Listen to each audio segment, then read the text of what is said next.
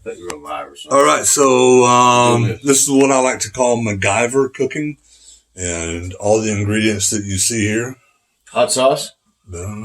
Some just some like I got this from Dollar Tree here. That's Whoop-ass. That's from Vicky.